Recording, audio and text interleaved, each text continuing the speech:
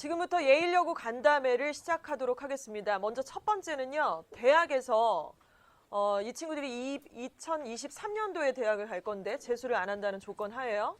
그때 어떤 전형으로 아이들을 어떻게 뽑고 있는지, 대학은 어떤 뷰로 아이들을 바라보고 있는지 그런 내용들부터 시작해 보도록 하겠습니다. 네, 정시가 확대됐다 이런 얘기를 많이 들으셨잖아요. 그렇죠? 그 구체적인 얘기들, 또 생기부 기재사항이 바뀌었다는 얘기도 들으셨습니다. 10월 달에 발표가 났었죠.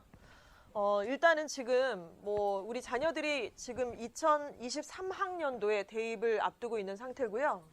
지금 현재 이제 고1이라고 이름이 표딱지가 딱 붙어 있는 상태인 거죠. 현재 현행으로 지금 고3에 올라가는 학생들 같은 경우는 수능 비중이 현재 23%입니다. 근데 이제 계속해서 30% 이상, 40% 이상으로 확대를 권고하고 굉장히 좀 강요하는 입장에 있습니다. 그래서 이제 권고가 된 상태고요. 40% 이상으로 될 거고, 자기소개서 항목도 현재는 4개의 항목으로 진행이 되고 있고요. 물론 3개 항목인 학교들도 있습니다. 대학마다. 그러나 3개의 문항으로 바뀌었고 글자 수도 3,100자로 바뀌게 됩니다. 자, 교사 추천 전형이라고 있었어요. 그러니까 학교장 추천 전형이 아니라 교사 선생님께서 추천 전형으로 이제 추천서를 써서 아이가 이제 학교에 대학에 입학, 진학을 하게 되는 경우인데 일단 그것은 폐지가 된 상태입니다. 현재 고2부터 이제 폐지가 된 거죠. 자, 그리고 동아리 이제 들어가면은 상설 동아리가 있고 자율 동아리가 있는데, 자율 동아리 기재 사항은요. 원래 지금 같은 경우는 지금 현재 현행 고3들은 자율 동아리를 2개를 해도 되고 3개를 해도 되고 상관이 없었어요. 물론 현실적으로는 그렇게 다 진행을 못했지만은 지금 고1 이제 올라가는 학생들부터는요. 연간 1개만, 그 전년도부터지만 연간 1개만, 그러니까 한 학기 하나가 아니라 1년 동안에 1개의 자율 동아리가 인정이 된다 이 말씀이죠.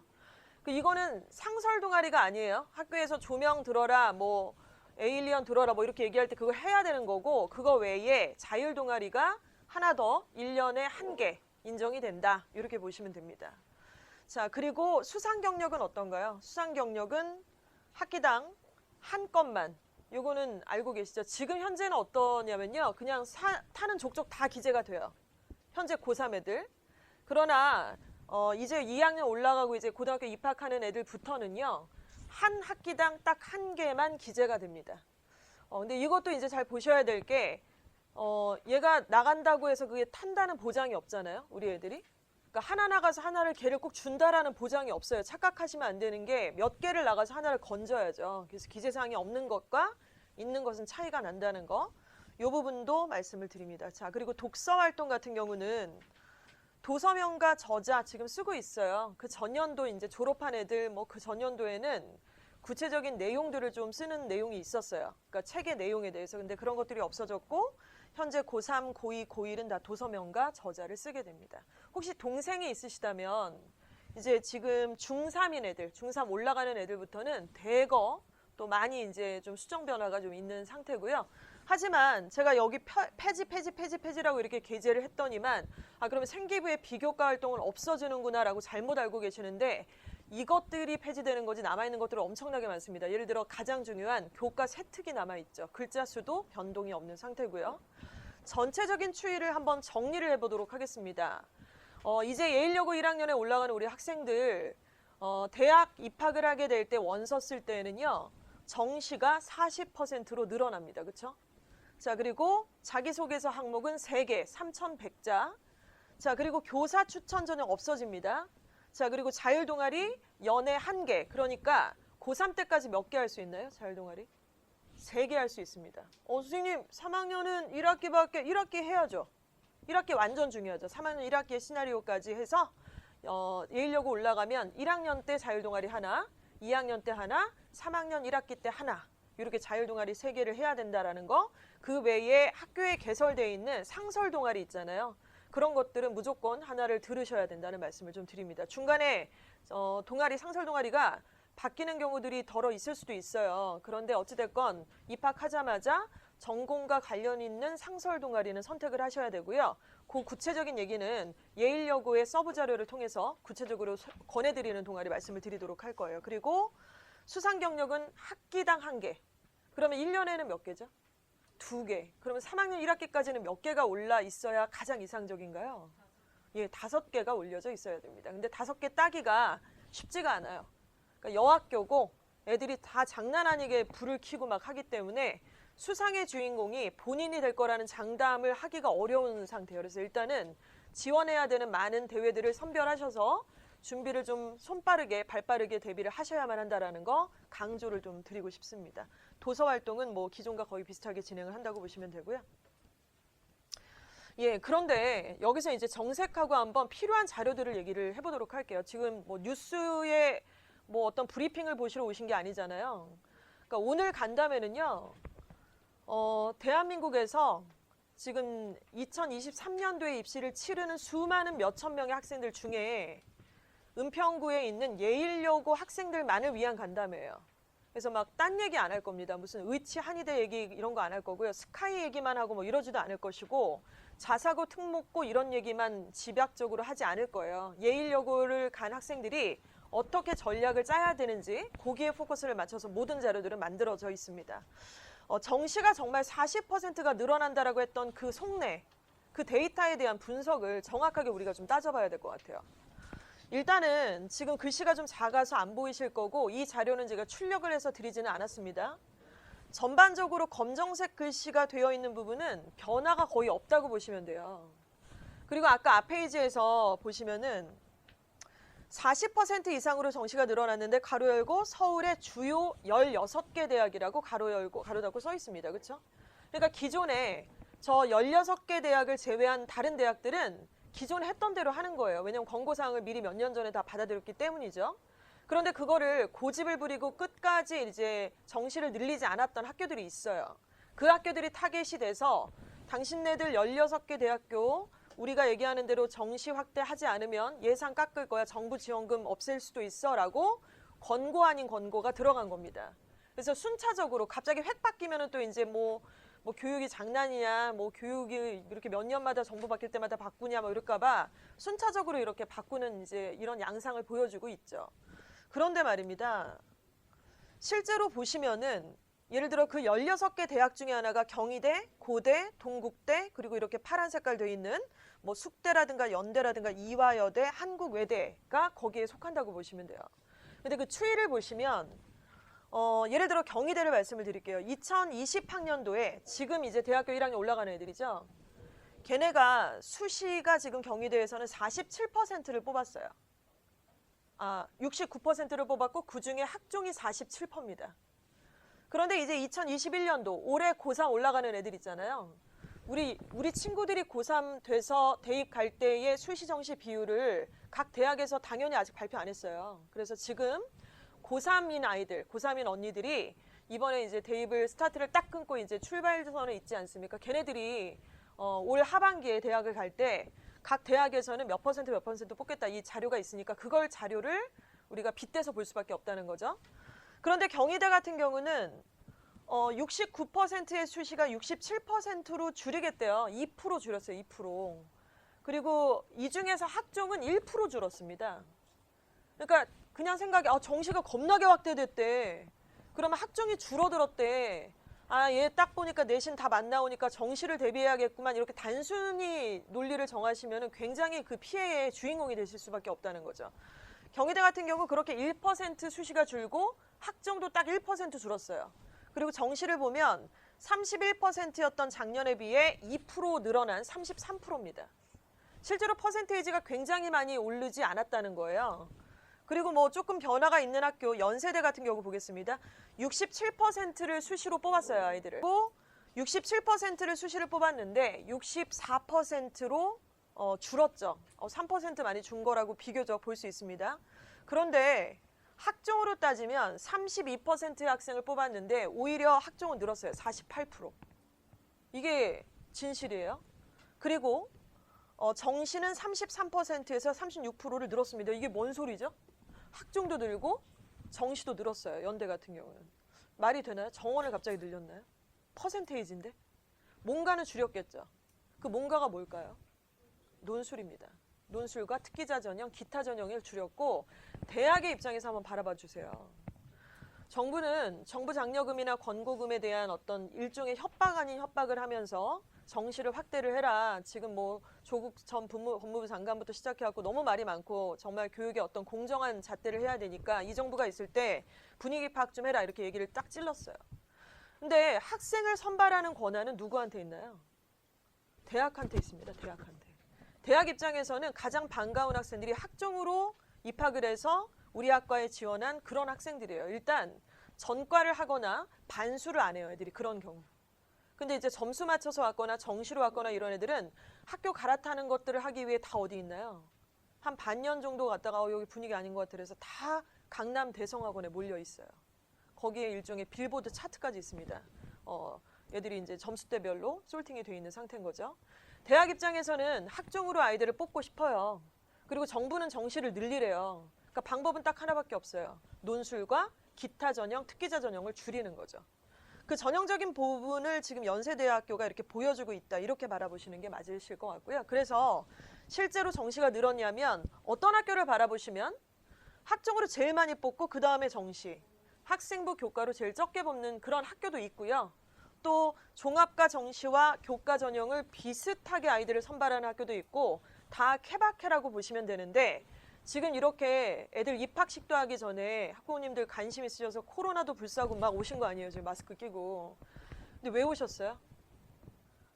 저기 단국대 천안 보내시려고 오신 거 아니시잖아요. 그렇죠? 그렇죠? 어디 보내시려고 오셨나요? 상위 15개 대학. 서울 시내 상위 15개 대학은 그래도 보내야 되니까 학원비도 내시고 애들 학원도 보내시는 거고 간담회도 이렇게 오시는 거라고 저는 믿습니다. 맞으시죠? 그렇다면 상위 15개 대학은 도대체 어떤 전형으로 아이들을 가장 많이 뽑냐면요. 일단 첫 번째는 종합입니다.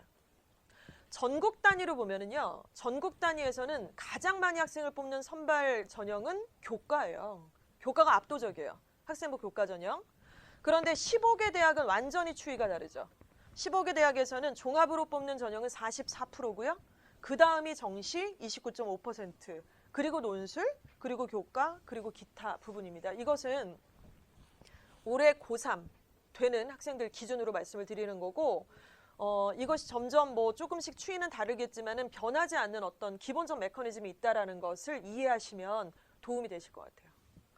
자, 이런 상태예요. 아, 그렇구나. 대학에서 애들을 15개 대학 그래도 보내려고 내가 학원비도 이렇게 드리고 간담회도 오고 막 아빠하고도 얘기도 많이 하시고 하시는데 실제로 종합으로 가장 많이 아이들을 뽑고 있구나. 15개 대학에서는 이게 팩트입니다. 자, 그렇다면 정시가 확대됐다라고 했을 때 강남은 집값이 막 올랐어요. 그렇죠? 그리고 막 대치동 지금 집값 왔다 갔다 하는 거 아시죠? 막 라지에타 있는데도 불구하고 집값은 뭐 내리질 않아요. 반대로 신도시 막 생기고 여기 항동지구 집 장난 아니게 좋은데 안 올라. 집값이 안 올라요. 학교가 없으니까 실제로 정말 대한민국 끝내주는 나라입니다. 교육에 따라서 모든 경제가 그 축을 이루고 있는 상태가 되겠죠. 자, 이런 상태에서 일단 서부학군에서 정시가 확대된다라고 했었지만 실제로 우리 전략을 어떻게 짜야 되는지를 좀 말씀을 드리도록 할게요. 어머니 죄송한데 이쪽으로 조금 오시면 좋을 것 같습니다. 예, 좀 괜찮습니다. 예. 학생들이 앉을 자리가 없겠네요. 예. 그 학생부 종합 전형으로 그리고 교과 전형 그리고 정시 전형 이 세 가지를 좀 보셔야겠죠. 여기서 혹시나 뭐 특기자나 논술 전형은 사실 저희가 전문적으로 그쪽을 컨설팅하는 건 아니기 때문에 그리고 폴션이 너무나 적기 때문에 일단 배제를 했다라는 말씀 드리겠고요. 학생부 종합 전형으로 지원을 한다라고 하면은 다들 온 국민이 시청하신 작년인가요? 스카이캐슬 아시죠? 그러니까 그게 다 학생부 종합 전형 얘기잖아요. 일단 무조건 내신 성적이 좋아야만 합니다. 그렇죠? 내신 성적이 일단 엄청 좋아야 돼요. 좋아서 나쁠 게 당연히 없죠. 자, 그런데 학생부 종합전형에서는 내신만 보는 게 아니라 서류를 보죠. 서류는 이제 졸업할 때 되면은 그게 뭐 21장이다, 뭐 몇십 장이다 이렇게 나오고 있는데 뭐 중학교 때 생기부도 있으시겠지만 예를 들어 이런 생기부들이죠. 지금 제가 가까이서 못 보여드릴 거고요. 이 친구는 이제 여러분의 선배, 서울대 의대를 합격한 이제 지금 2학년 올라가나요, 이 친구? 이 친구의 생기부는 지금 2학년 때 것까지만 23장이에요.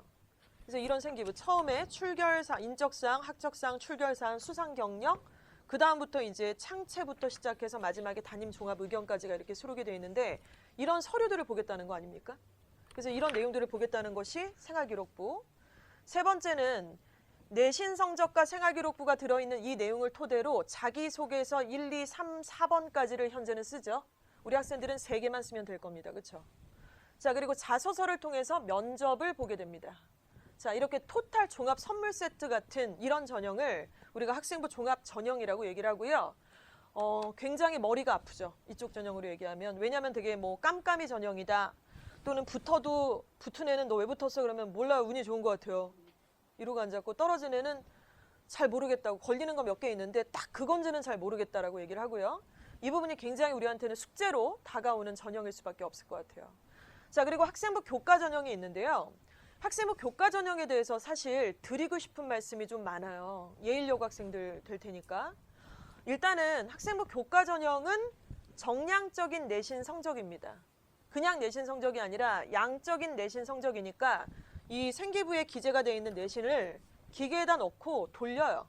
그리고 끝이에요. 그래서 내신만 보고 아이들을 뽑겠다는 거죠. 자, 학생부 교과 전형으로 대학에서는 전국적으로 애들을 제일 많이 뽑는다라고 말씀을 드렸어요. 그런데 이 대학들이 교과 전형으로 뽑을 때에는 내신만 갖고 뽑는 학교도 있어요.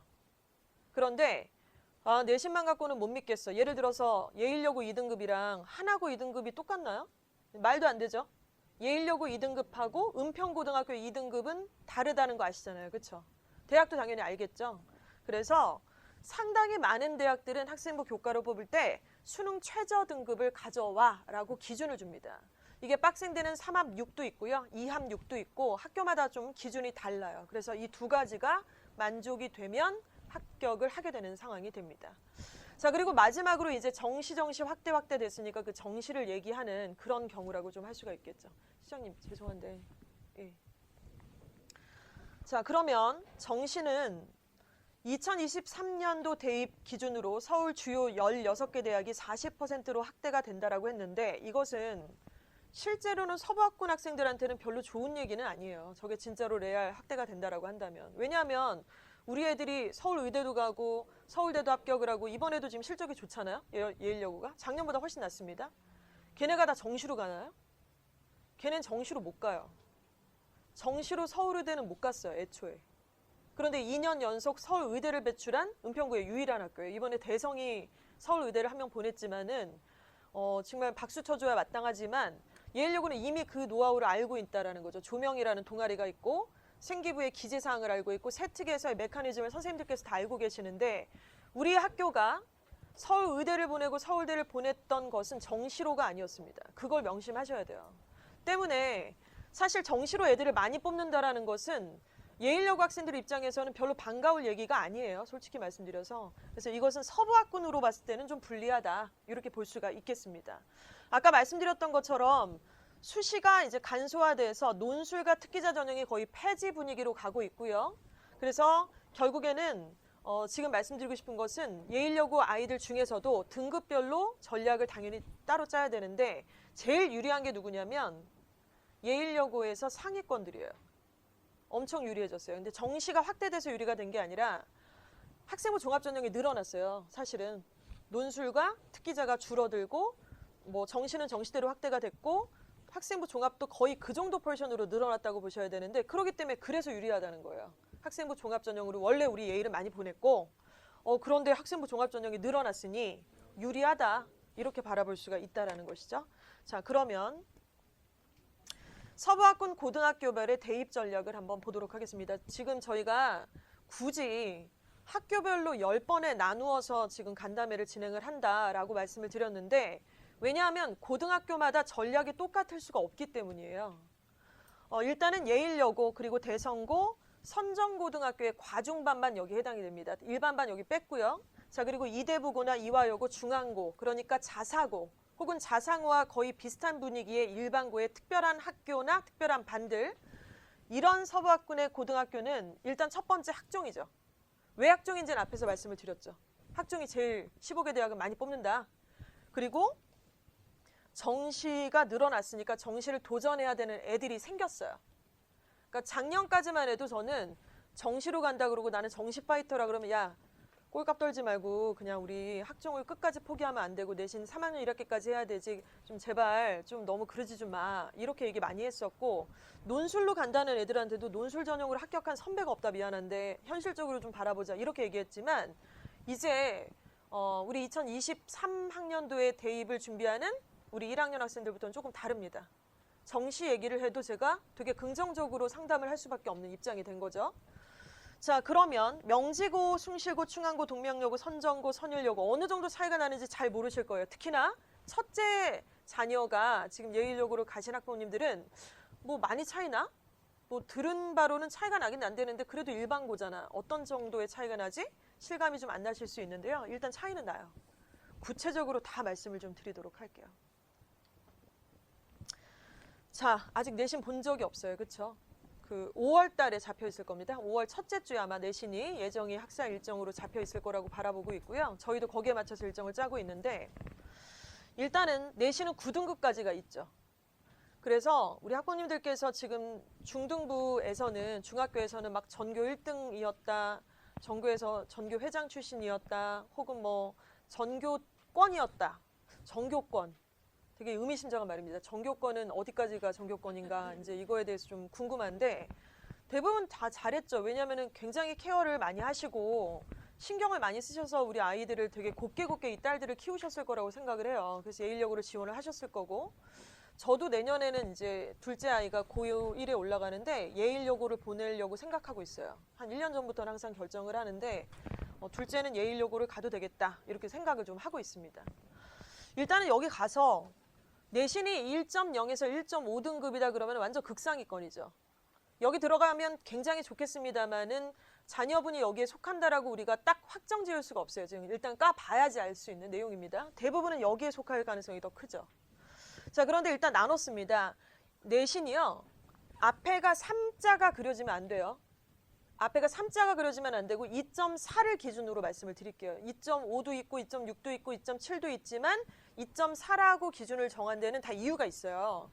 2.4등급 위다. 그러면 얘가 정시를 하나요? 아닙니다. 학종을 미친 듯이 해야 돼요. 학종을 꾸려야 돼요. 선배들이 의대를 갔을 때에는 정시로는 거길 못 갔어요. 정시로는 정말 죄송한데 연고대를 못 가요. 그 점수로는. 특히 이과잖아요. 얘는 의예과고 막 이러니까. 일단은 그런 걸 자꾸 바라보실 게 아니라 정말 서류 잘해서 예일여고에서 내신을 잘 따고 이 전공 적합성이랑 이런 것들을 끝내주고 기똥차게 만들어서 스카이를 보낼 거라고 생각하시면 1순위로 먼저 학종을 생각을 하셔야 돼요. 그리고 두 번째로도 제가 보여드리면 지금 정시가 아니라 학생부 교과라고 써 있어요. 그렇죠? 여기서의 교과는 뭐 학교에 이제 밸류가 여러 가지가 있고요. 어느 학교입니다. 이렇게 속 시원하게 말씀드리면 참 좋겠지만 학생부 교과에도 그렇고 종합에도 그렇고 함수가 2개가 걸려있거나 하나가 걸려있는 게 아니에요. 거의 한 10가지 이상의 함수가 걸려있고 정량적으로 표현이 안 되고 정성적인 부분이 많다 보니까 딱 부러지게 어느 학교다라고 말씀을 드리기는 좀 어렵습니다만 대략적으로 좀 구분을 하자면 1.0에서 1.5다. 예일 갔더니 끝내주는 거 아닙니까? 여기 가면은 약간 얼굴 피고 이제 밥 한번 사셔야 되는 거예요. 중간고사 때 이렇게 되시면은. 근데 여기 가면 이게 이제 3학년 1학기까지 유지가 됐을 때 계속 저 정도의 넘사벽이다 그러면 이제 학교장 추천 전형을 생각을 하셔야겠죠. 그래서 예를 들어서 서울대 지균, 고대 학교장 추천 전형 1, 2 이런 전형들이 여기에 속할 거고 2대 그리고 뭐 중앙대 정도까지 학교장 추천 전형으로 이제 도배를 해버릴 수 있는 굉장히 넘사벽의 단계가 있겠죠. 그럼 제가 말씀드리는 학교장 추천 전형은 학생부 종합이기도 하면서 학생부 교과이기도 합니다. 학교마다 좀 다르니까요. 그리고 대부분 좋은 학교들은 최저를 걸어요. 최저를 안 걸지 않죠. 명문대에서 니네 서류가 참 좋구나. 너희 학교 내신이 참 좋았어. 뽑아줄게는 거의 없어요. 그런 경우는 없고 대부분 최저 등급을 요구를 합니다. 그렇게 보시면 되고 2.4 이상도 같은 맥락인데 학교 수준만 조금 내려가는 거죠. 예를 들어 국민대 정도까지 바라볼 수가 있습니다. 이렇게 되면요. 그래서 예를 들어서 2.4다, 2.2다 요 정도 되면은 내신이 좋은 편이잖아요. 그리고 생기부도 어느 정도 만들었는데 수시원서 6장을 쓰실 때에 종합으로 4장, 교과로 2장 정도를 쓰시는 거예요. 최저를 맞춰가지고. 그래서 여기 6개 중에 하나만 걸려도 그냥 합격이 되는 약간 이런 식으로 쓰신 전략 이런 게 좀 필요하다는 말씀이시죠. 자, 그런데 2.5 밑이다.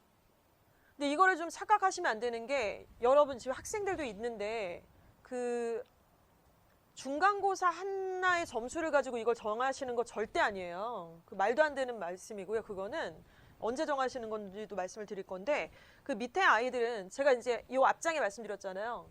뭐 가천대라든가 아니면은 무슨 한성대라든가 아니면 삼육대라든가 거기를 가려는 전략이 아니에요. 지금 15개 대학을 말씀을 드리는 거예요. 15개 대학.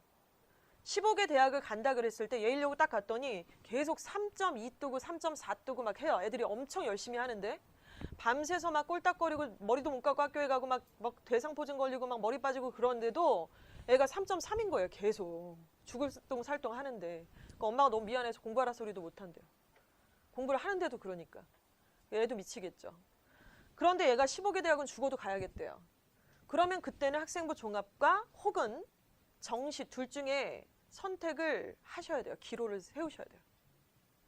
언제? 바로 1학년 겨울방학입니다. 4번의 중간 기말을 보시게 될 거예요. 중간 기말, 중간 기말. 성적표가 나오겠죠?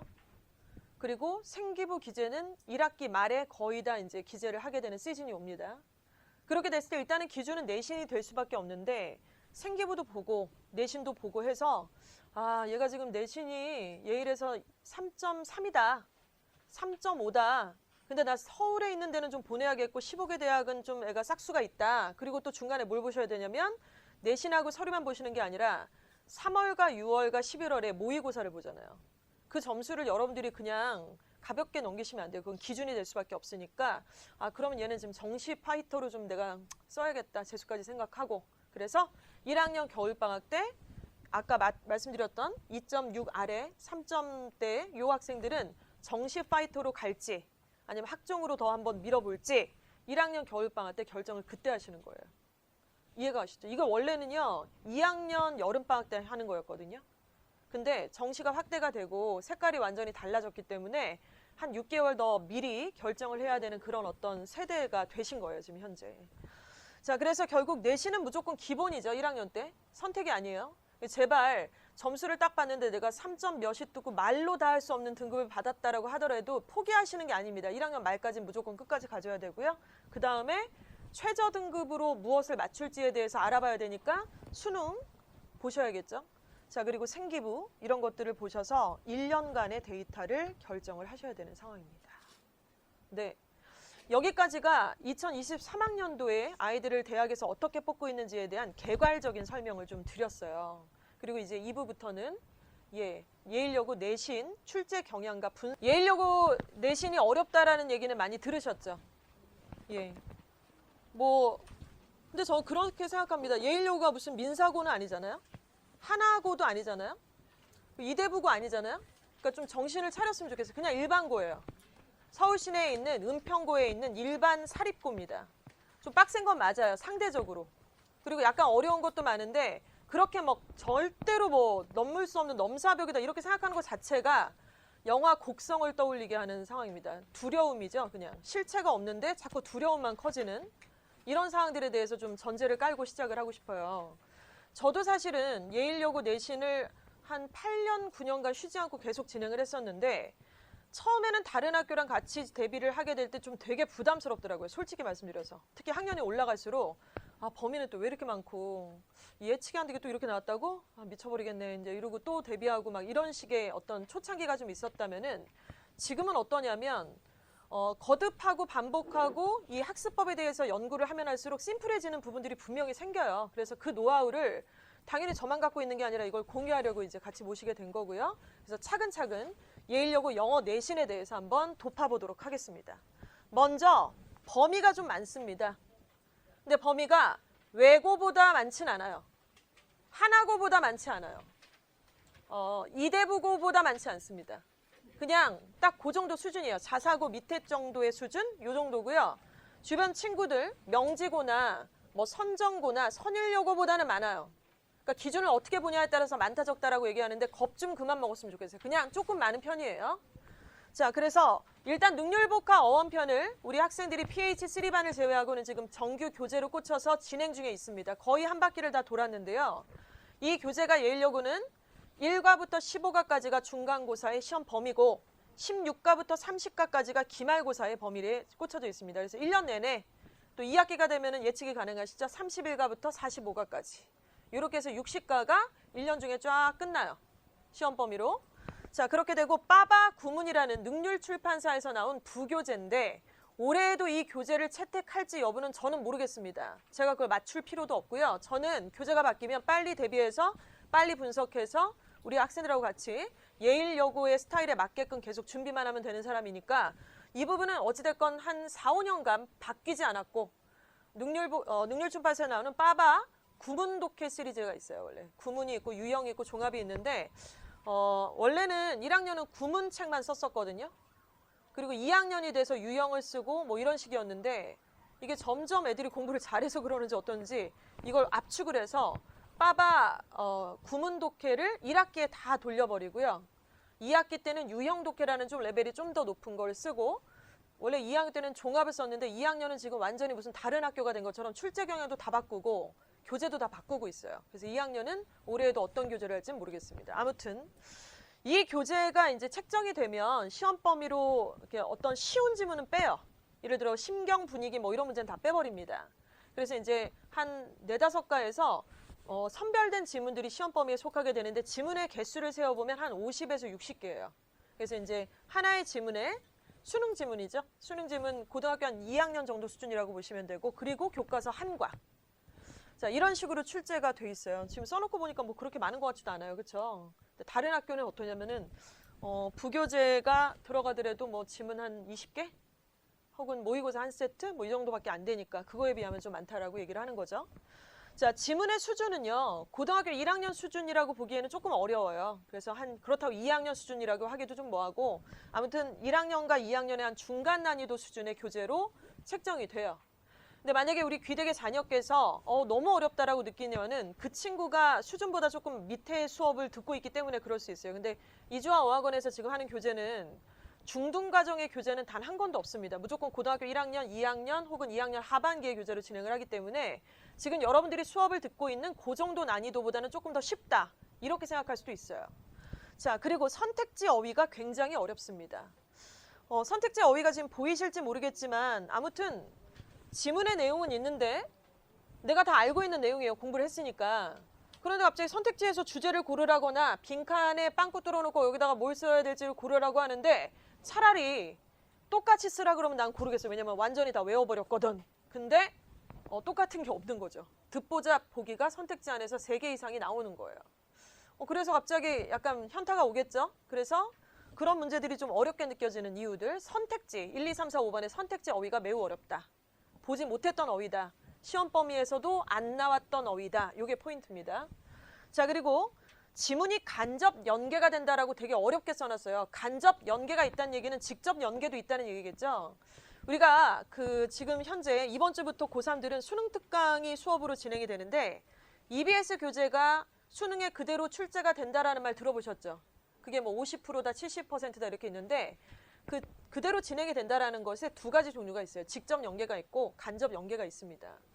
간접 연계라는 것은 다음 페이지에서 설명드리면은 이런 식이에요. 작년 기출문제인데요. 그리스 필로소퍼 아리스토텔의 어떤 얘기들을 썼어요.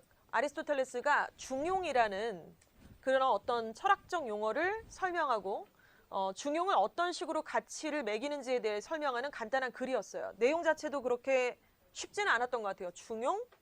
먹는 거임? 뭐 이런 애들도 있으니까. 그래서 얘네들이 이걸 열심히 공부하고 막 여기서 막 문법도 뽀개고 막 심지어 다 외워야 됩니까? 선생님 저 준비가 돼 있습니다! 막 이래가지고 이제 했는데 실제 지문은 전혀 다르게 나왔죠. 그러니까 이게 오리지널 빠바에 수록되어 있는 지문이고 얘는 시험 문제 고사장에서 만난 지문이에요. 근데 정확하게 얘기하면 The Greek philosopher Aristotle까지만 똑같고 나머지는 다 달라요. 이게 바로 간접 연계고요. 심지어 이 지문은 굉장히 극단적인데 주제도 달랐어요. 아리스토텔레스가 중용에 대한 얘기를 한 건 맞지만 주제가 달랐어요. 어느 각도로 보는지에 따라서. 그래서 얘를 주제를 이해했다 할지라도 실제로 시험장에서는 외부 지문을 보는 듯한 그런 상황이 될 수밖에 없었겠죠. 그래서 작년 1학기 중간고사에 기출됐던 이 문제는 굉장히 오답률이 높았던 그런 현장에서는 아이들이 너무나 현타 타임에 왔던 그런 지문이었다고 보시면 되겠습니다. 이런 게 몇 개가 나오느냐? 뭐 보기에 따라 다르겠지만은 왜 이렇게 전체적으로 다 바뀌는 거예요. 그러니까 색깔이 다른 건 뭐냐면은 오리지널하고 다 다르다는 얘기거든요. 이런 거는 뭐 한 개나 두 개 나와요. 완전히 다른 건. 그런데 중간중간에 없었던 문장이 들어가거나 하는 것들은 거의 60% 이상인데 이걸 보시면 아세요. 이거를 좀 한번 펼쳐보시겠어요? 이걸 보시면 1페이지는 지금 어휘 문제가 5개가 나와요. 그리고 변형됐던 문제는 뭐 1, 2, 3, 4, 5번은 별로 중요하지 않습니다. 어렵지도 않고. 근데 한 장을 딱 넘겨보시면 이렇게 파란 색깔이 막 보이기 시작을 하시죠. 학생들이 지금 자료가 부족하실 텐데 걱정하지 마세요. 내신 대비하는 첫날에 제가 오리엔테이션 다 합니다. 이거 다 드릴 거고요. 그래서 계속해서 똑같이 안 나오고 이렇게 막 없었던 게 막 들어가고 뭐 이런 식으로 출제가 되는 거예요. 어휘도 마찬가지고. 그래서 한 40에서 50% 정도는 이렇게 간접 연계로 출제되는 문제가 있다는 겁니다. 지금 제가 드린 것은 2019학년도 1학년 1학기 중간고사의 모든 문제들을 분석한 자료들을 보여드린 거고요. 이거는 이번에 급조해서 만든 게 아니라 저희는 원래 매년 만들어요. 모든 시험에서 중간 끝나면 기말 끝나면 만들고. 그러니까 제가 이게 몇 년도께 있겠어요. 거의 한 5개년도께 저한테 다 있겠죠, 이게. 그리고 예일여고에 나왔던 모든 출제 코드는 제가 다 가지고 있겠죠. 어떤 문제를 어떻게 내는지에 대해서. 바로 이겁니다. 그래서 실제로 이 오리지널 지문을 볶아먹고 삶아먹고 외우고 암기하고 날밤을 깠던 애는 실제로 이 문제를 못 풀어요. 이걸 공부를 안 해서 못 푼 게 아니라는 말씀을 드리는 거죠. 그러면 뭐 어떻게 대비를 해야 되느냐 이제 이런 고민이 있으실 거예요. 그래서 하나씩 한번 뜯어보도록 할게요. 자, 지금 이런 지문 같은 경우는 역시나 이제 중간고사 시험 문제였는데 오리지널 지문입니다. 우리는 저도 마찬가지예요. 모든 학원의 수업들은 다 이렇게 할 거예요. Geographic fairness is an important issue in the establishment of a nuclear installation. 얘들아, 인스톨레이션 연관 벤처 뭐 이렇게 수업을 해요. 그리고 이 단어가 뭐 여기서 어떤 의미가 있는지, 이시 가리키는 건 뭔지, 주제 문장은 어딘지, 헷갈리는 어휘가 뭔지, 암기해야 될 어법은 뭔지 그렇게 수업을 합니다. 수업은 그렇게 하죠. 그런데 그 뒤에 실제로 기출이 됐던 문제는 얘가 뭘로 나올지 제가 모르잖아요. 제가 무슨 점쟁이도 아니고 신 받은 사람도 아닌데 제가 이 문제가 올해 어떻게 나올지는 당연히 맞출 필요도 없고 맞출 수도 없어요. 적중이라는 거는 굉장히 위험한 말입니다. 누가 적중을 했다고 해서 믿으셔도 안 되고 적중을 자랑할 일도 아니에요. 사실 그 우연의 일치지. 자, 그런데 이 문제가 실제로 나왔을 때에는 어떤 특정 문장을 끄집어내서 그 문장의 위치를 물어보는 문제였어요. 그러면은 공부 좀 열심히 하고 반복해서 봤던 애는 이 주어진 문장의 위치를 어디다가 뚫었는지를 바로 덴번에 맞춰야 되는데 왜 못 맞추느냐? 보시는 것처럼 없었던 문장들이 갑자기 튀어나온다는 거죠. 그러니까 시험 현장이라는 걸 한번 생각을 해보세요. 애는 공부를 했어요. 나름대로 정말 완벽하게는 아니지만 열심히 했단 말이에요. 첫 시험 잘 보려고. 근데 시험 현장에 가서 이거 맞아. 주제가 뭐가 중요한지 다 기억이 나는데 갑자기 없었던 문장이 튀어나오는 거예요. 그리고 들은 건 있어서 우리 학교 간접 연계가 장난 아니게 쩐대는데 얘도 그거임? 난 지금 어디로 가고 있는 거고 나 맞게 가고 있어 지금 마지막 문장까지? 이러다가 2번으로 선택하는 경우가 있어요. 4번일 수도 있고.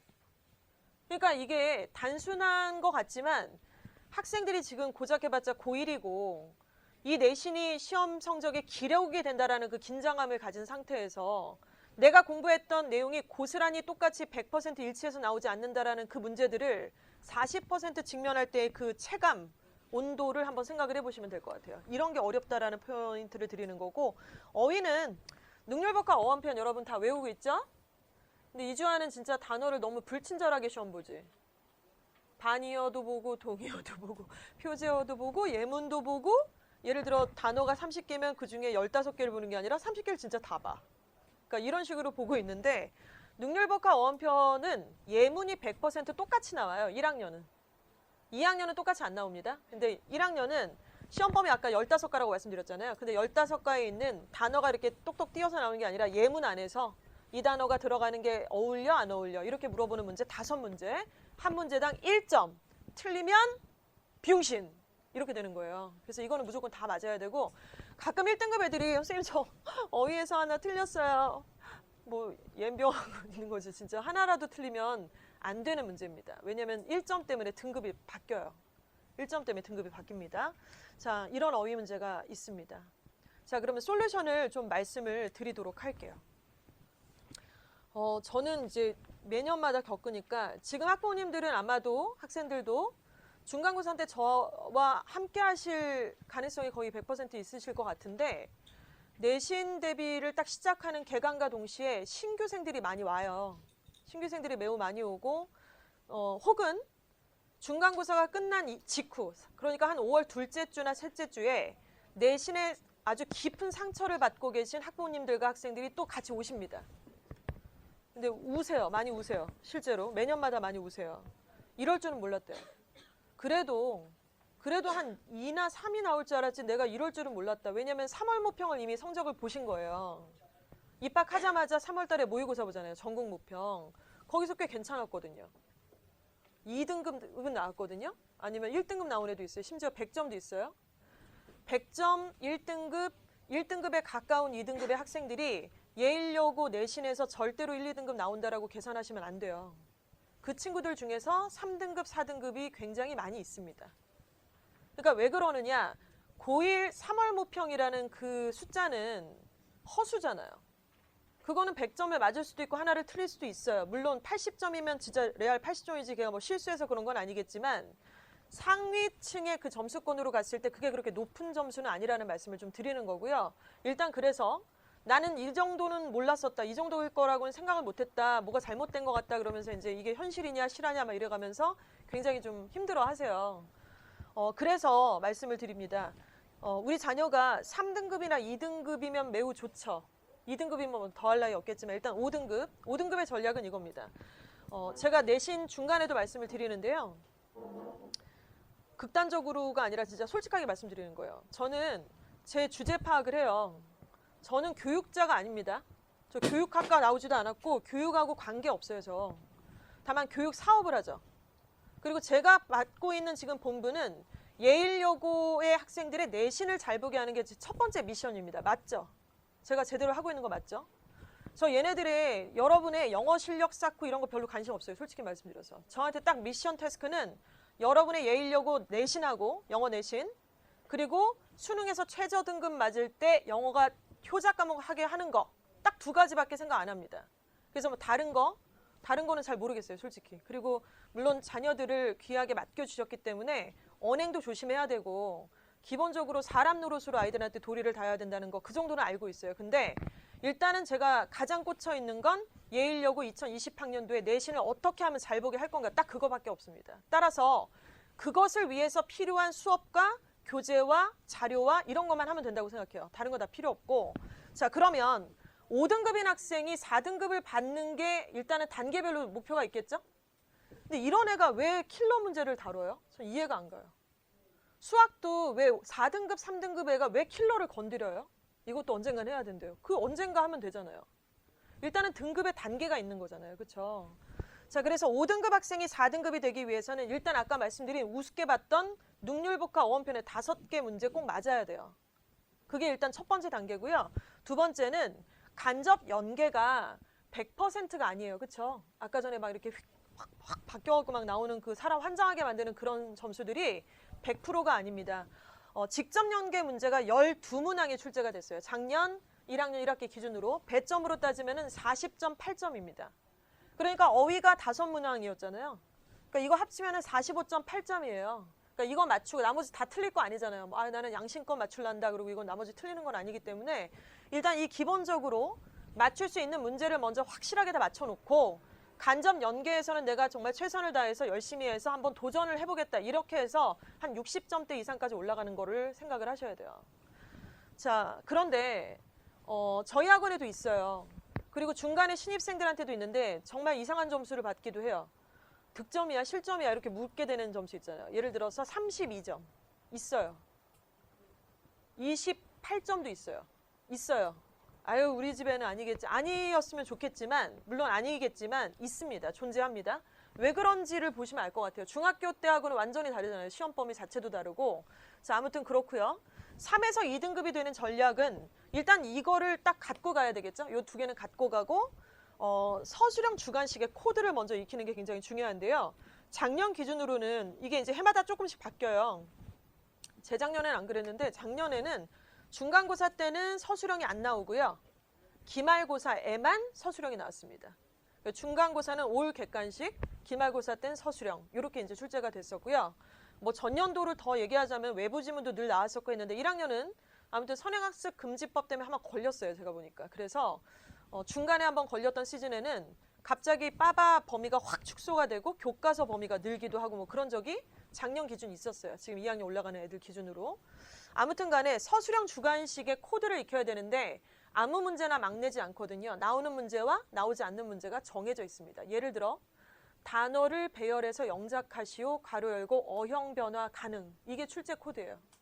그리고 서술형 주관식에서도 실제로 보면 이건 서술형이 아니라 그냥 객관식인데 숫자를 체크하지 말고 숫자를 글씨로 써라. 이런 주관식이에요. 예를 들어 문장 삽입 문제인데 삽입될 문장을 위에다 주고 밑에 번호는 1, 2, 3, 4, 5 중에 몇 번인지를 번호로 쓰라. 이거는 그냥 객관식이잖아요. 이런 문제. 혹은 어휘 문제. 어휘 문제가 굉장히 많이 나옵니다. 어휘 문제가 상당히 많이 나오죠. 자, 그리고 고등학교 2학년 수준의 지문 이해의 능력을 쌓아야 되는데 이건 시험 범위 때 하는 게 아니라 시험 범위가 시험 기간이 아닌 중간과 기말 사이, 그리고 여름방학 기간, 그리고 또 2학기가 돼서 중간과 기말 사이, 그리고 2학년에 올라가는 겨울방학 기간 사이에 이루어질 수 있는 실력 쌓기의 어떤 작업이 될 수가 있습니다.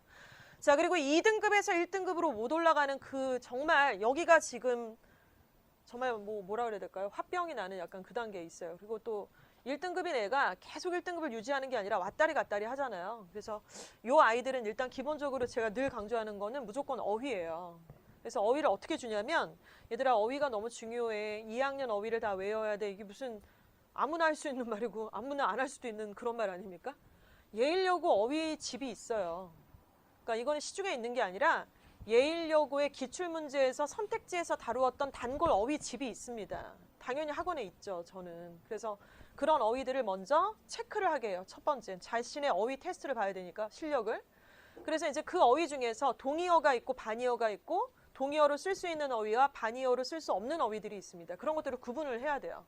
근데 이런 것들은 시중에 어떤 출판사에서 만들 수도 없고, 그러니까 기본 테두리가 빠바니까. 그래서 그 안에서의 수많은 동의어와 반의어에 대한 체크리스트, 그리고 그런 것들로 매 시간마다 리뷰 테스트, 이런 것들로 진행을 한다라고 보시면 될 것 같고요. 그래서 이렇게 한 중간과 기말 두 번의 내신을 딱 겪고 나면 약간 센스 있는 애들은 딱 감을 받아요. 그런 경우가 되게 재밌죠. 강사로서 좀 재밌고, 그런 애들이 딱 이렇게 포텐 터져가지고 1학년 1학기 때는 죽어도 1등급 안 나오고 막 2도 찍고 3도 하나 찍었던 굉장히 성실하고 너무너무 아름다운, 너무너무 예쁘고 잘 자란 우리 딸이 있었는데 너무 속이 상했어요. 왜냐하면 예비고일 때도 PH3반이었고 뭐 넘사벽이었고 질문도 너무 윤재쌤한테 다 카톡 보내가면서 너무너무 잘하고, 모의고사도 보면은 그냥 1등급이 아니라 만점 가깝게 나오고. 근데 이 친구가 예일여고를 딱 갔는데 1학기 중간고사 때, 기말고사 때 둘 다 2등급과 3등급이 나오더라고요. 그래가지고 저도 좀 할 말도 없고 되게 좀 답답했던 시간이 있었는데 2학기 딱 올라가서 100점 만점 한번 찍었습니다. 이런 거를 보면서 굉장히 좀 쾌재를 좀 느꼈죠. 코드를 읽은 거죠, 얘가. 이제 이런 작업들이 좀 있다, 이렇게 보시면 될 것 같아요. 네, 그리고는 아시다시피 내신은 지필고사로만 이루어져 있지 않죠.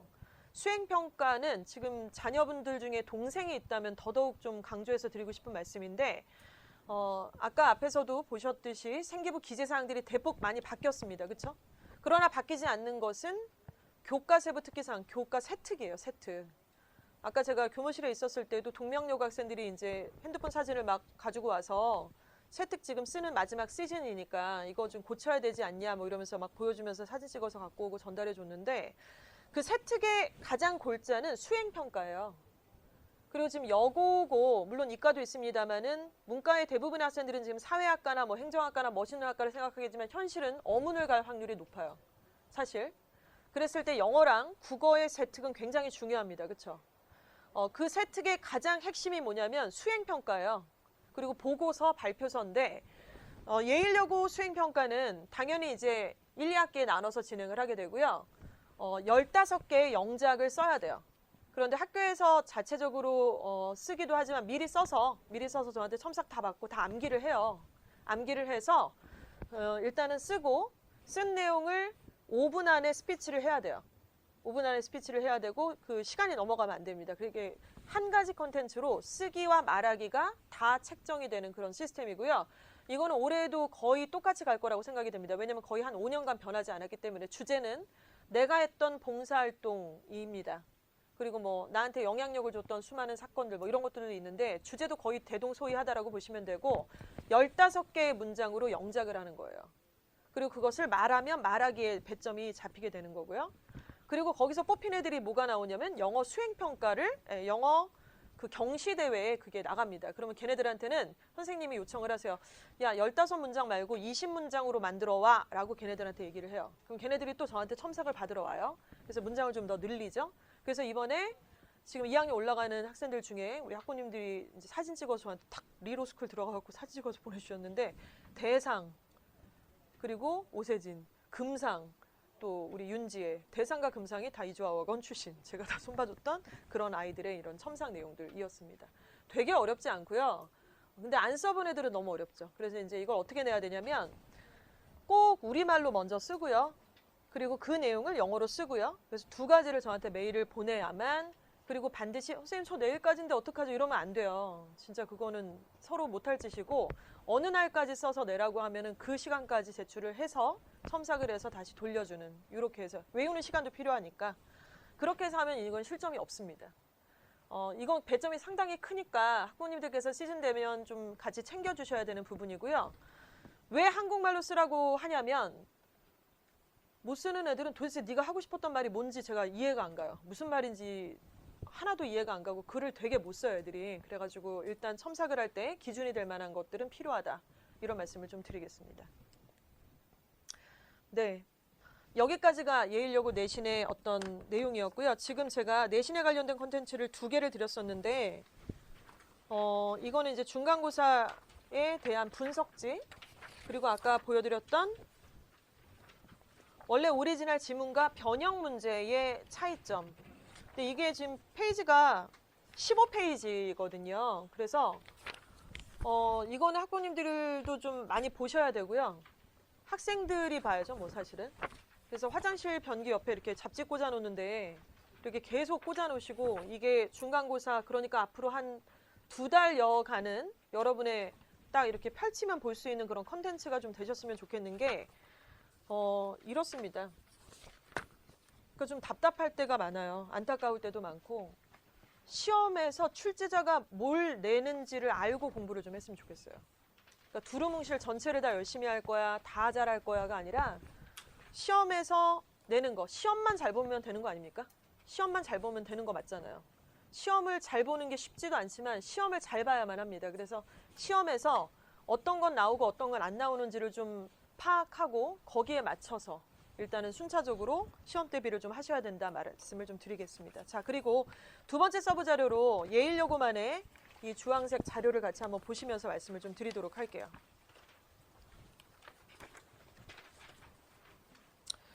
예, 예일여고 일단은 뭐 맨 앞장을 일단 참고로 보시는데 여고죠.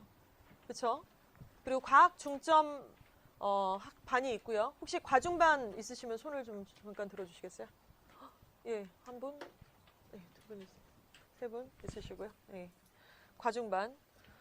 그리고 수학 거점 학교입니다. 그렇죠? 그래서 타 학교 아이들이 가끔 남학생이 보일 때도 있을 수도 있어요. 걔네가 수학 거점 때문에 수업하러 오는 경우들이 간혹가다 있으니까. 자, 그리고 이중언어반을 운영을 합니다. 이중언어반 시험을 봤어요, 지금?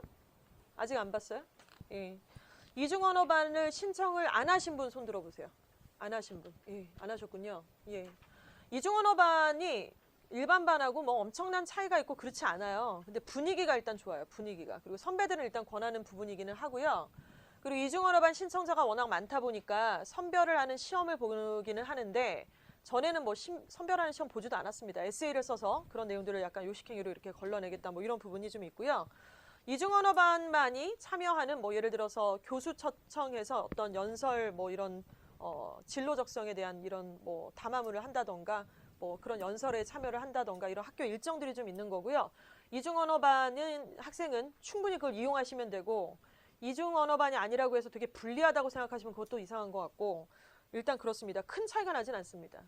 그리고 가장 이제 예일여고가 뜬 거는 뭐 2017년도에 최민정 학생이 서울대 의대를 합격해버렸잖아요. 현역인데.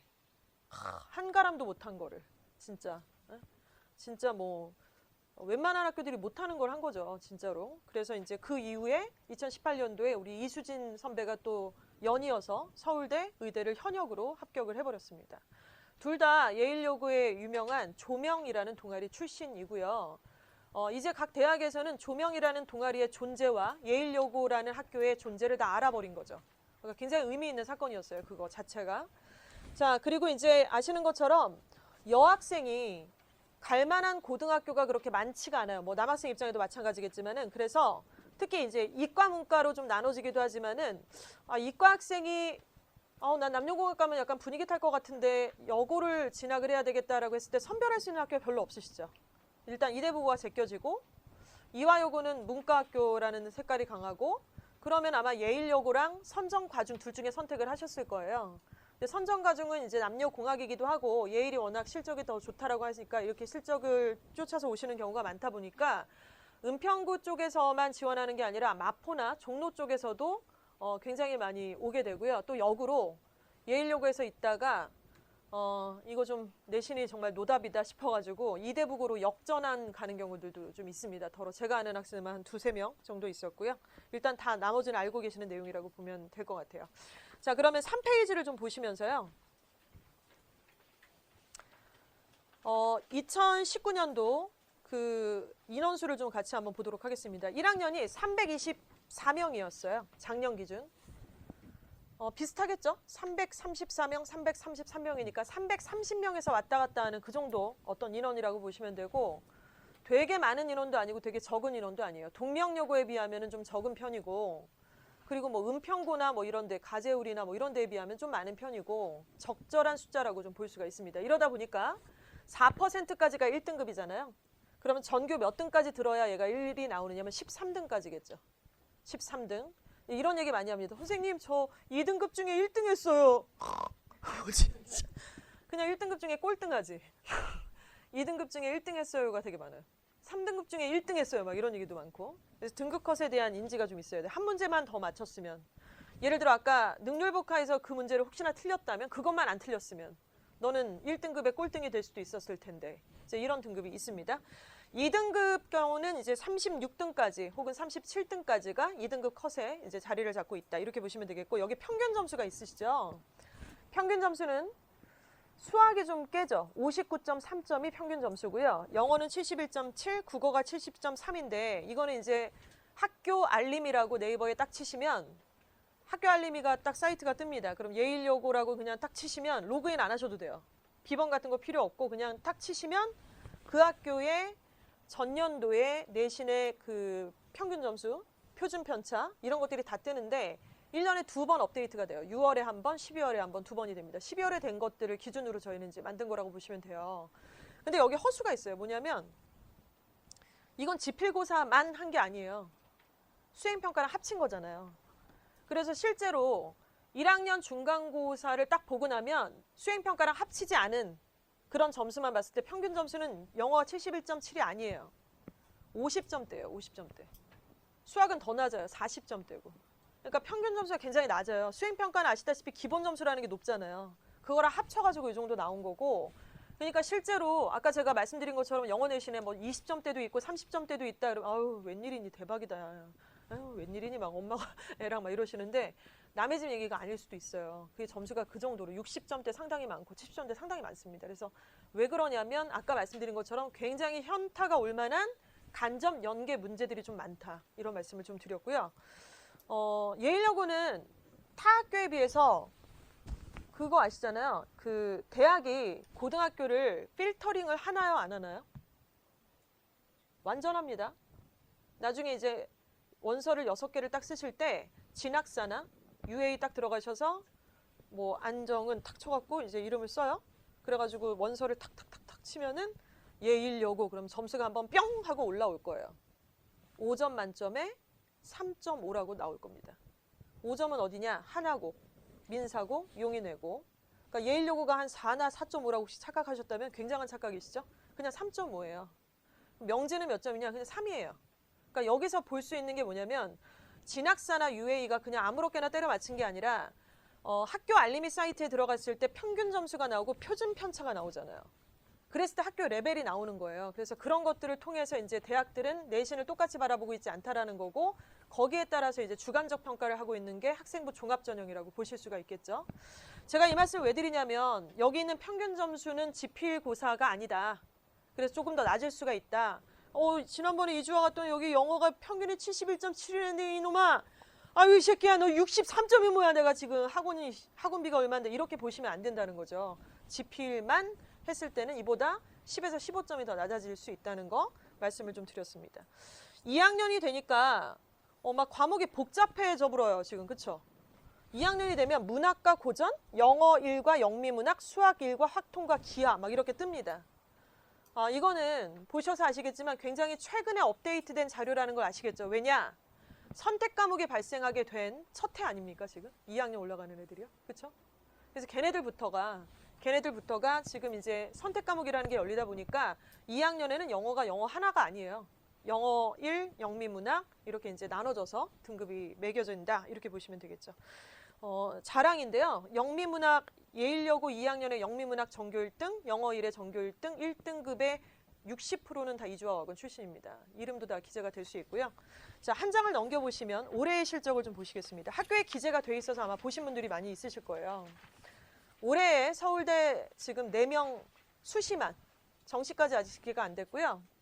수시 4명 붙었습니다. 그래서 농경제, 응용생물, 산림과학부, 자율전공 이렇게 해서 이제 4명이 붙었고요. 연대는 9명, 그리고 고대가 8명, 이화여대가 예일을 되게 좋아해요. 그리고 원래 예일이 이제 유치원부터 초등학교, 중학교, 고등학교가 있는데 교사진 중에서도 이대 출신이 많으세요, 사실은. 예, 알고 계실 거라고 생각을 하고. 그리고 의대도 2명 붙었습니다. 순천향대와 충남대. 아시겠지만 와 진짜 많이 붙었다. 4명 플러스 9명 플러스 8명 플러스 16명 플러스 2명이 아니죠. 여기서는 1명이 여기 다 들어가 있을 수도 있고요. 이제 그런 숫자를 다 이제 추산을 좀 해보시면 될 것 같고, 포스텍 내지는 뭐 이렇게 해서 인서울에 지금 59명이 붙었다라고 했는데 레알 59명의 사람이 아닐 겁니다. 그렇죠? 59명 중에는 같은 이름을 가진 애가 한 4명 있을 거예요. 그래서 그런 숫자까지 좀 보셔야 되는 거죠. 서울소재대학은 144명, 역시 마찬가지입니다. 복수 인원이 있다는 걸 생각을 하셔야 될 것 같고요. 일단 이렇게 실적을 좀 보셨고, 동아리로 좀 넘어가도록 하겠습니다. 창체 동아리. 예. 예일여고는요, 다른 학교보다 좋다라고 하는 것은 바로 이 창체예요. 창의적 체험활동이라는 게 이제 생기부를 뭐 중학교 때 걸 또 보셔서 아시겠지만 생기부 기재사항은 총 항목이 10개의 문항으로 되어져 있지 않습니까? 그래서 첫 번째가 인적사항 못 바꾸잖아요. 두 번째 학적사항 못 바꿉니다. 세 번째 출결사항 네가 잘하면 되는 거고요. 네 번째 수상경력이 있어요. 수상경력 아까 말씀을 드렸고, 5번째가 이제 자격증인데 자격증 별로 중요하지 않습니다, 이제. 그리고 이제 6번이 진로 희망 사항인데 이것도 기재사항 없어졌잖아요. 그러니까 이것도 별로 중요하지가 않고, 7번부터가 창체예요. 근데 창체를 그냥 눈으로 쭉 보시면은 1학년 창체 자동봉진, 그리고 넘어가서 2학년 창체 자동봉진, 그리고 3학년 창체 자동봉진, 이렇게 해서 창체가 나와요. 자동봉진은 자율활동, 동아리활동, 봉사활동, 진로활동을 합쳐서 자동봉진이라고 앞글자만 따서 그냥 약어로 얘기하는 거고요. 창의적 체험활동 안에 자동봉진이 다 들어갑니다. 1학년의 자동봉진, 2학년의 자동봉진, 중요한 거 3학년 1학기의 자동봉진. 3학년 1학기를 놓치면 안 돼요. 그렇게 해서 이 자동봉진의 시스템을 예일여고는 어떻게 진행하냐면, 일단 첫 번째 완전 좋은 거 복붙이 없어요. 다른 학교는 모든 명지 학생의 김명지 양, 이명지 양, 김명지 군의 자동봉진이 거의 복붙. 왜냐하면 학교에서 진행한 진로활동이 똑같잖아요. 몇 월 며칠에 어느 누구를 초청을 해서 뭐 초청 연설을 했고, 뭐 이런 성희롱 방지라든가 뭐 진로 탐구 회의를 했다, 이렇게 했으면은 걔가 그거에 참여했으면은 그 날짜와 그 내용이 그냥 똑같이 복붙으로 들어가는 거예요. 근데 대학이 그걸 보려고 창체를 만든 건 아니잖아요.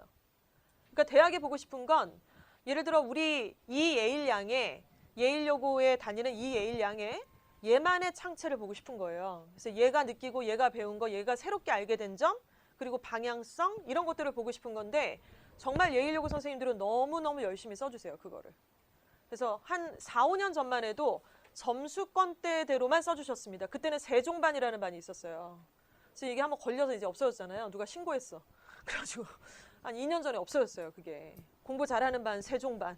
그래서 걔네들은 또 약간 따로 관리도 하고 야자실도 되게 좋은 신사임당 방 주고 막 냄새 안 나는 방 주고 막 따로 관리하고 했는데 그게 이제 신고를 해갖고 없어졌습니다. 그때 당시에는 너 세종반이야? 선생님 물어보고 아닌데요. 그럼 가버려. 이제 이런 분위기였는데 지금은 그런 게 아니에요. 그냥 애가 잘 하면은 다 써주세요. 그래서 자동봉진 일단 중요하다는 말씀을 좀 드리겠고, 자, 그런데 자동봉진 가만히 있는데 써주는 거 아닙니다. 자동봉진을 애 보고 써오라고 해요. 기재를. 선생님이 다 모르시잖아요. 걔가 뭘 느꼈고 무슨 일이 있었고 걔만이 느낀 지적인 호기심이 어디서 발현됐는지를 잘 모르시니까 참고로 써오라고 하는 타이밍이 있어요. 그때 잘 써서 기출을 내야 되는 그런 상황이 있겠죠. 그래서 이 부분이 일단 중요하고요. 자, 그렇다면 자동봉진이라는 게 창체라는 커다란 카테고리 안에 자동봉진이 있다고 했는데 예일여고는 동아리 활동을 2개를 해야 되겠죠. 상솔 동아리 하나, 자율 동아리 하나. 그렇죠? 자율 동아리는 1년에 하나 이렇게 하라고 말씀을 드렸어요. 여기 자율 동아리 안 들어가 있어요. 이거는 상설 동아리만 지금 말씀을 드리는 건데 일단 문과, 이과에 따라서 이렇게 좀 다르고 저희가 파란 색깔로 기재를 한 거는 조금 선배들이 추천했던 동아리입니다. 조명이 여기 있어요. 조명은 당연히 여기 계신 학부모님들이 이주화해서 처음 들으셨진 모르겠지만 이미 다 알고 있기 때문에 빡 터질 거예요. 면접 볼 때 떨어질 수 있어요. 조명에 들어가기 위해서 선배들을 미리 섭외하는 것도 일종의 꿀팁이다. 언니 친구 있으면 미리 좀 얘기를 좀 해라. 이런 것들. 근데 아무나 막 가지 말고요. 여기는 이제 의학이나 생명과학이나 실험과 실습 탐구 이런 것들을 주로 다루는 어떤 동아리라고 보시면 되고 문과가 여기 뭐하러 가? 미쳤어. 진짜 여기 왜 가 지금. 의치학, 약학, 생명과학 이런 것들의 전공을 생각하시면 지원을 하시면 좋겠다. 그리고 외에 선생님 저 여기 너무 빡세갖고 떨어졌어요. 그러면 예이팅게일 가세요. 예이팅게일. 예이팅게일 이름에서 느껴지는 뭔가가 있으시죠? 간호사로서의 봉사, 간호학과 사회복지학, 그리고 예이팅게일 굉장히 좋은 동아리입니다. 자, 그리고는 이제 문과 쪽에서는 뮤지컬 감상반이 별표로 돼 있는데 일단은 뭐 공연도 하고요. 뭐 문이과 상관없이 1학년은 또 그 문이과 통합 시즌이기 때문에 여러 가지로 나쁘지 않고 그리고 또 한 장을 넘겨보시면 동아리에서 뭐 이런 내용들 YB도 굉장히 학생들이 추천을 많이 했습니다. 일단 참고로 좀 하시면 될 것 같고요. 자, 그리고 이제 7페이지는 자율동아리 목록입니다. 자율동아리는 기존에 있었던 자율동아리에 대해서 한번 참고를 좀 해보시면 될 것 같아요. 그래서 성격과 그 다음에 동아리명과 인원수까지 이렇게 기재가 돼 있어요. 여러분들이 또 새롭게 만들 수도 있는 게 자율동아리고요. 그래서 근데 우리 학생들 기준으로 어머님들도 좋으시고요. 중학교 때 나 자율동아리 활동을 좀 해본 경험이 있다. 좀 손을 좀 들어주세요. 예, 손을 내려주시고 없으신 분들은 갑자기 하려면 되게 힘들어요. 애들도 잘 안 모이고요. 주제 잡기도 어렵고 결과물 내기가 일단 어려운데 자율동아리가 1년에 한 개라고 우습게 하실 게 아니라 누군가 그걸 챙겨서 하는 거고 누군가는 아예 별거 아닐 거야 그리고 안 한다는 얘기잖아요. 그러니까 학종으로 우리가 끝까지 생각을 했을 때 자율동아리 없다라는 건 좀 말이 안 됩니다. 예일여고에서 일단 주제 잡아서 하나 정도는 반드시 하셔야 된다는 거. 자, 언제 만드나요? 3월 달에 신고해야 돼요. 학교에서 내라 그러면 인원이랑 주제 뭘로 하겠다라고 보고서 내라고 하는 시즌에 맞춰서 그 시즌 넘어가면은 신고가 안 되면 여러분들끼리 자율동아리를 해도 인정을 못 받아요. 그래서 담당 선생님 딱 정해서 주제 정해서 멤버들 정해서 그걸 만드셔야 됩니다. 선생님 그러면 문과 이과인지 아직 안 정했는데요. 그거는 빨리 정하세요. 그리고 문과 이과인지 안 정했어도 어차피 1학년은 문이과 통합이잖아요. 그렇게 너무 이과, 너무 문과 이것도 너무 냄새가 나요. 별로 안 좋아요. 문이과 통합이니까 자율동아리 안에서 문과인에는 문과로 뿌리를 뽑으면 되고 이과인에는 이과로 가지를 치면 됩니다. 어렵지 않아요. 예를 들어 이런 거 있잖아요. 독서 동아리예요. 토론 동아리 제일 좋아. 토론 동아리, 독서 토론 동아리, 신문 사설 동아리, 뭐 에세이 쓰기 동아리, 뭐 토론 동아리 다 좋습니다. 환경 동아리 얼마나 좋습니까? 환경 동아리를 해서 이과 학생은 지금 코로나 바이러스에 대한 대체안이라든가 이거의 발명 원인이라든가 뭐 이런 어떤 내용에 대해서 가지를 치면 되는 거고 문과 학생은 코로나 바이러스를 대처하는 각 국가 간의 어떤 대처 방안들에 대한 차이를 비교한다든가 아니면은 코로나 바이러스가 발병을 하게 된 것이 중국인데 중국의 식문화나 생활 습관은 어떻길래 이러는가 역사라든가 문화 쪽으로 풀 수도 있지 않습니까? 이런 것들을 얼마든지 할 수 있고요. 기생충이 지금 아카데미 4관왕을 받았어요. 이런 내용을 통해서 기사 스크립트를 해서 이거를 이과 쪽으로도 쓸 수 있고 문과 쪽으로도 쓸 수 있는 여러 가지가 있습니다. 그래서 이과다 문과다라고 하는 고정된 고정관념을 좀 버리시고요. 플랫폼을 토론이라든가 독서를 했을 때는 굉장히 좋은 컨텐츠가 나올 수 있어요. 이거는 뭐 선배들도 다 그렇게 했기 때문에 꼭 참고를 좀 하시면 좋을 것 같고 자, 그 다음 한 장을 넘겨보시면 10페이지 굉장히 중요한 내용이 나옵니다. 여러분들은 지금 9페이지를 좀 보실까요? 9페이지. 1학년 딱 올라가면 이제 과목을 뭘 배우느냐? 국어, 영어, 수학이랑 한국사. 그리고 다 알다시피 이제 사회도 어때요? 통합사회 한 권. 과학도 통합과학 한 권. 이렇게 해서 국어, 영어, 수학, 사회과학 5과목이 주요 과목이라고 보시면 돼요. 왜냐? 왜 주요 과목이냐? 단위수를 보시면 되죠. 운영 단위가 국어가 지금 몇 단위라고 되어 있습니까? 1학년 1학기 때 4단위, 1학년 2학기 때 4단위, 총 8단위예요. 그러니까 1학년 1학기만 볼게요. 작게. 4단위야, 국어가. 자, 그리고 수학도 어때요? 수학도 4단위예요. 그쵸? 자, 그리고 영어가 어떻습니까? 4단위네요. 자, 그리고 1학기와 2학기가 단위수가 당연히 똑같아요. 4단위, 4단위 이렇게. 자, 그리고 사회로 가니까 일단은 공통사회인데 3단위, 3단위, 2단위, 2단위 이렇게 돼 있죠. 합친다고 보시면 되고 5단위예요. 5단위예요. 그러니까 사회도 5단위, 과학도 5단위예요. 그렇죠? 공통사회, 공통과학 두 과목씩 갈라져 있긴 한데 자, 그렇게 해서 지금 주요 과목이라고 했을 때 이해가 가시죠? 핵 인싸 과목이 여러분들 국어랑 영어랑 수학이랑 통합사회, 통합과학이 문과, 이과 할 거 없이 그냥 주요 과목이다. 이렇게 생각을 하시면 됩니다. 이해가 가시죠? 이거 2학기 때까지 주요 과목은 5개고 입시 컨설팅 회사에서 컨설팅 받으실 때에도 5개 과목의 점수를 가져와라 이렇게 요청을 해요. 그리고 5개 과목의 수행평가를 관리해주겠다 이렇게 얘기를 해요. 5개 과목의 세특을 첨삭해주겠다 이렇게 얘기를 하는 거고요. 이유를 아실 거예요. 단위수가 높으니까. 자, 이렇게 되고요. 나머지 기타 과목들은 참고로 보시면 되는데 자, 이제부터 중요한 말씀을 드릴게요. 1학년 때 내신을 위해서 전력 질주를 하실 거고 이제부터 달리기 준비를 하실 거잖아요. 그렇죠? 자, 그런데 내신은 내신대로 시험을 보고 중간고사 끝나자마자 3주 뒤에 바로 기말 들어갑니다. 기말고사 끝나자마자 세특 써야 되는 시즌이 몇 가지가 있을 거예요. 무슨 과목은 선생님이 세특 써오라고 하실 거고 여름방학 기간 동안에 1학기에 그 내신 상처를 아우르느라고 이제 좀 상처 치유를 좀 해야 되겠죠? 상처 치유라는 건 여행을 얘기하는 게 아니고요. 특강과 빡센 수능 공부를 말씀을 드립니다. 그리고 나서 중간고사가 또 2학기 때 있고 또 역시 비슷한 패턴대로 기말이 있으면 여러분들은 거의 다 이제 끝났고 여러분 후배가 여기 앉아 있을 거예요. 예비고1, PH1, PH2, PH3 뭐 이렇게 앉아 있을 겁니다. 자, 이런 일정에서 1학년에 이렇게 바쁘게 운영이 되는 이 시즌에서 뭘 잊지 않으셔야 되냐면 바로 선택 과목이 2학년 때 기다리고 있다는 거예요. 그래서 한 장을 넘겨볼까요? 10페이지. 10페이지에 보시면 선택 과정과 11페이지에 과학 중점 과정이 있습니다. 과학 중점 과정은 제가 설명을 안 드려도 과학 중점반에 해당되는 학생들은 이 수업들을 듣게 될 거니까 과목이 뭐가 열렸는지 과목이 또 단위수가 어떤지 이렇게 보시면 되는데 그리고 그거를 보실 때에도 좀 이렇게 참고하실 내용이 좀 있어요. 근데 이제 일반적으로 10페이지를 보시면 2학년 선택 과목, 3학년 선택 과목이 보이시죠? 그래서 멀리 안 볼게요. 2학년 선택 과목만 보면 일단은 기초 과목에서 수학, 국어, 영어, 수학, 국어, 영어가 선택 과목이 이렇게 있습니다. 예를 들어 영어를 보면요. 영미문학 읽기라는 선택 과목이 하나 있네요. 그렇죠?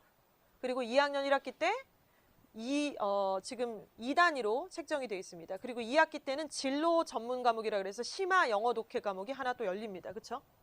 이렇게 열리게 되는데 말씀드리려는 건 이거죠. 이걸 언제 선택할 것 같으세요? 1학년 1학기가 끝나는 시점에 선택을 해요. 여름방학 전에. 되게 빨리 선택하죠.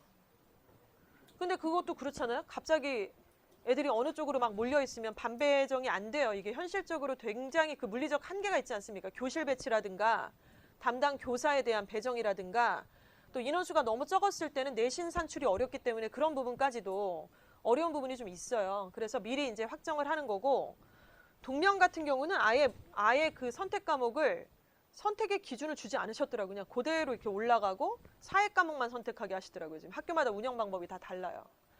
그런데 중요한 건 뭐냐면 아까도 지금 동명 여학생이 하는 말이 너 선택 과목 2학년 때 뭐 했어? 그랬더니 저요? 윤사하고 뭐 생윤이요. 윤사 생윤? 너 어문간다며. 영어는 뭐 했어요? 영어는 제가 선택 안 했는데요? 장난하냐? 그럼 영어는 뭐 듣는데? 영미문학 그냥 모두가 다 똑같이 듣는 건데 문과 애들은? 환장하겠구만. 대학에선 그걸 몰라요. 그 학교가 그렇게 운영을 하는지. 대학에서 바라봤을 땐 얘 생기면은 영미문학을 얘가 선택해서 그걸 수강한 거예요. 무슨 말씀인지 아시겠죠? 그러면 아까 말씀드린 것처럼 우리는 학종을 지금 얘기를 하고 있어요. 15개 대학을 보내야 되기 때문에. 그러면 15개 대학을 보내는데 학종에 있어서 굉장히 중요한 건 뭐냐면 내신의 성적이 일단 1순위로 가장 중요한 거 맞습니다. 자, 그런데 두 번째는 이 아이가 교과 세특에서 이 전공적 합성을 어떻게 보여줬냐는 건데 전공적 합성을 보여주고 세특에 그게 연루가 돼 있다라는 건 뭐냐면 예를 들어 영문과를 가고 싶은 애예요. 그럼 기본적으로 영어 내신이 좀 좋아야죠. 막 4, 5 뜨는데 영문과 갈 거야! 삼수를 해도 좋아! 뭐 이럴 순 없잖아요. 학종으로 갈 거면 현역으로 가는 건데 이 정도 떴다고 생각을 해보겠습니다. 2.3이나 아무튼 앞자리가 2예요. 그런데 얘가 영어 과목의 1학년의 세특이 수행평가를 하면서 영작을 했고 영작을 하면서 어떤 표현을 했고 또 우리나라 문학작품들이 외국어로 번역이 됐을 때 그 맛이 어떻게 떨어지고 달라지는지에 대해서 호기심이 느껴져서 친구들 앞에서 그런 관련된 내용과 문학작품들을 토대로 예시를 들면서 보고서를 작성해서 얘기함. 이런 게 있어요. 세특에. 기재가 돼 있어요. 그래서 영미문학을 선택한 거죠. 2학년 때. 이게 시나리오가 맞아야 돼요. 예를 들어서 간호학과를 가고 싶다. 그러면 공통과학에서 지금 관련된 과목의 세특이 그게 나와줘야 되고 그래서 걔가 2학년 때 선택한 선택 과목 중에 화투가 있어야 된다는 거죠. 그리고 나서는 2학년 때 화투의 세특에서도 그런 내용들이 관련이 있고 책도 그런 내용들과 연루돼 있는 그 책의 이름이 딱딱 꽂혀야죠. 이상한 뭐 이기적 유전자 거기 왜 들어가요 그게. 그러니까 이렇게 연루가 되어서 20몇 장이든 30몇 장이든 혹은 10몇 장이든 간에 우리 아이의 생기부에는 내신도 중요하지만 이 연루성이 있는 연계 부분이 하나의 페이지가 완성이 돼야 한다는 말씀을 드리는 거예요. 그래서 정리를 좀 해보도록 하겠습니다. 일단은 뭐 이런 얘기들 드렸고 한숨 쉬시죠.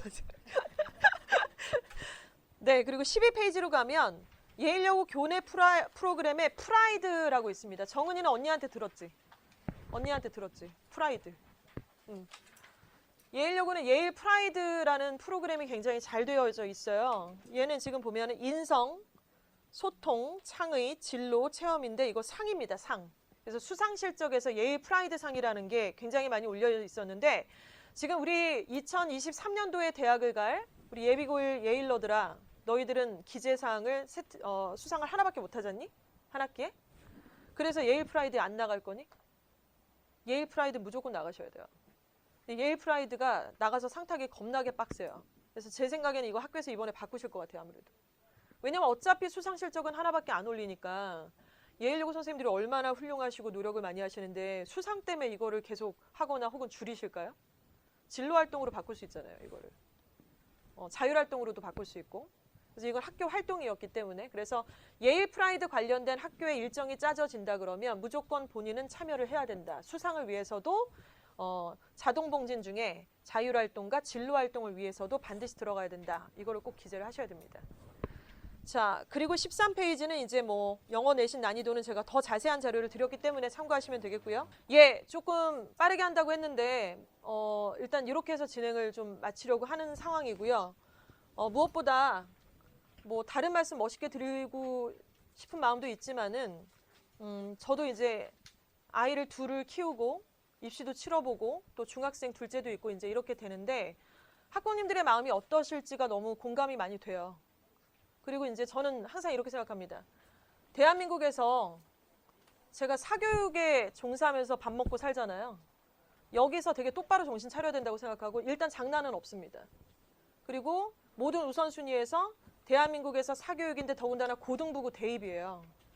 제 삶의 우선순위라든가 저희 학원의 어떤 방향이라든가에서 장난은 없어야 된다가 제 첫 번째고요. 거기서 정말 원하시는 것은 우리 예일여고의 영어 내신 그리고 수능에서의 최저 등급 그리고 필요한 자료들, 정보들 이런 것들을 같이 손발이 맞아서 잘 만들어 나갈 수만 있다면 그게 제 몫이다라고 생각을 하고 있습니다. 그래서 일단 제 개인 폰 번호나 이런 것들을 알고 계신 학부모님들도 계시는데 궁금사항이 있으시면 언제라도 문자나 카톡을 주셔도 괜찮고요.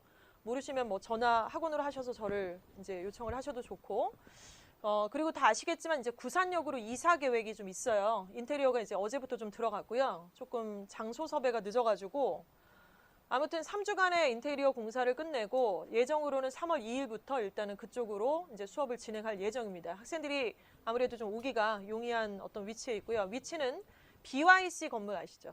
BYC 건물의 3층에 제일 구석진 301호, 301호고 인테리어는 학원 같지 않게 해주세요, 제발. 미용실 같게 해주세요. 저 오늘 미용실 원장 같지 않나요? 여자 커트 전문? 그래서 아무튼 그런 컨셉으로 아이들하고 열심히 좀 해볼 거고, 혹시나 불편하신 점이나 뭐 부족하신 점들이 좀 보이신다면 좀 말씀 많이 해주시고 같이 만들어가는 그런 살아있는 사교육 현장을 좀 만들고 싶습니다.